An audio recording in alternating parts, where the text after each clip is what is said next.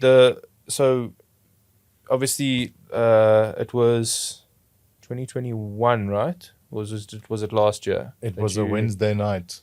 Yeah, it was after class. 25th November 2021, yeah. Jeez, yeah, 25th November 2021. I still remember we had rolled. We'd done an extra half an hour, I think, in that class, and then You're locking up. you were locking up, and you had felt a pain in your chest. Yeah, I felt like my whole body, upper body, was on fire. The problem was that's been the third time that's happened.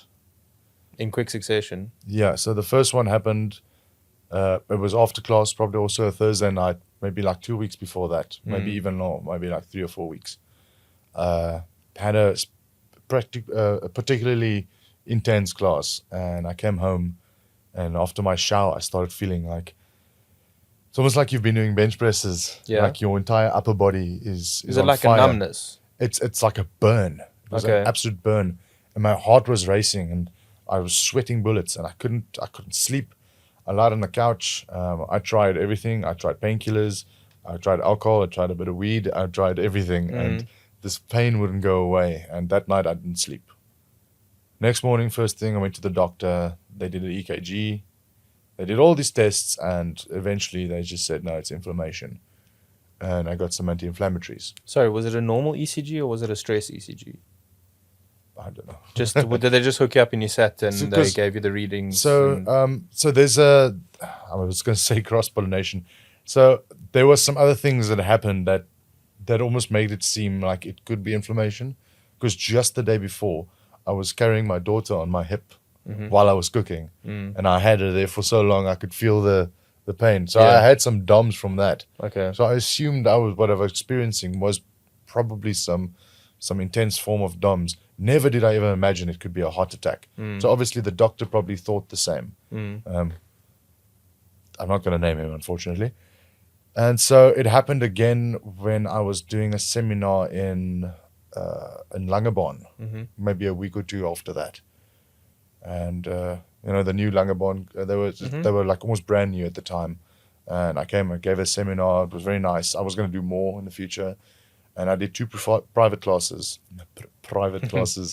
And during the second private class, I started feeling that same chest pain again. I soldiered through the inflammation and drove home, just spent the Saturday on the couch, just like cooling off. I had a cold shower and everything, but the pain was just immense.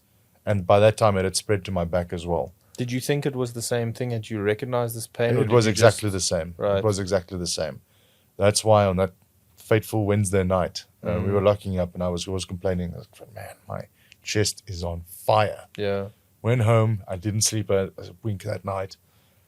And next morning, before I even went to work, I was like first person at the doctor's office. I was there. I was waiting for it to open, basically. And they went in. They took my blood, like a rapid blood test, and they sent it away.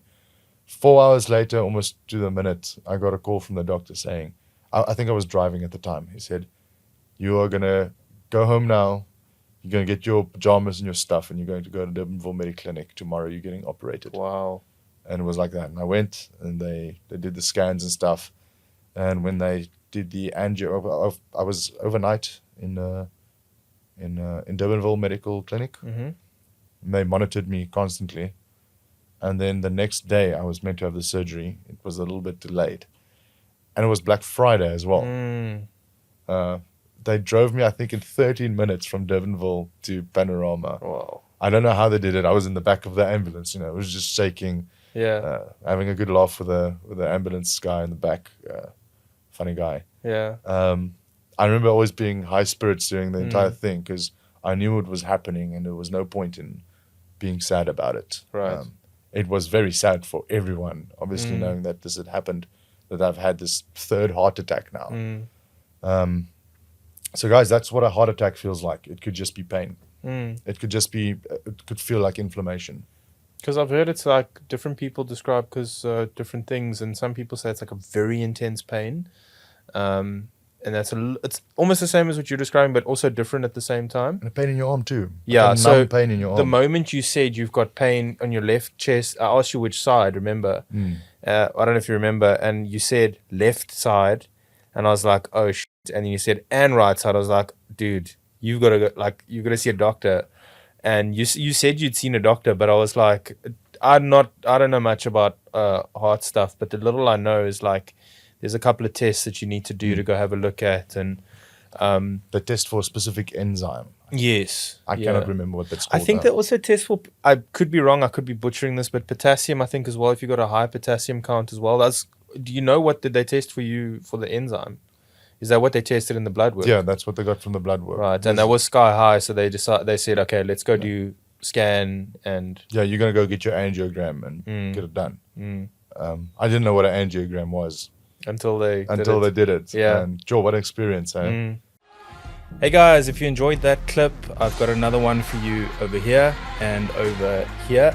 Please don't forget to subscribe over here and have a look at my other socials down in the description box below. Thanks for watching.